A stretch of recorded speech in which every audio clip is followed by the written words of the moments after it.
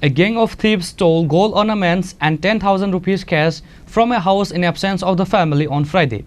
Incident took place at Tripura under Dharmanagar police station. The police have started taking investigation to this theft case.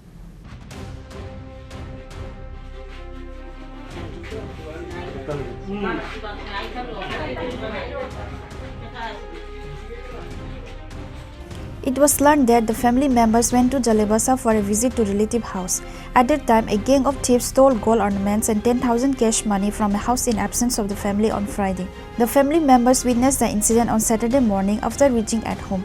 The police of Dharmanagar police station reached at the spot on receiving the information of the theft.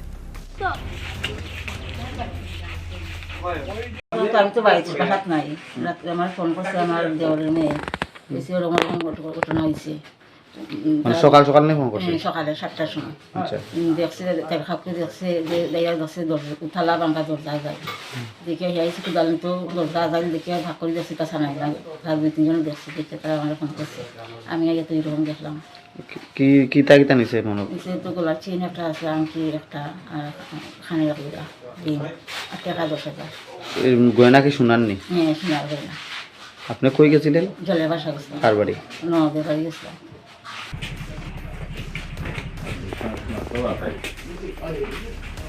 The police have started taking investigation to this theft case. Bureau report, Chini, Khorang.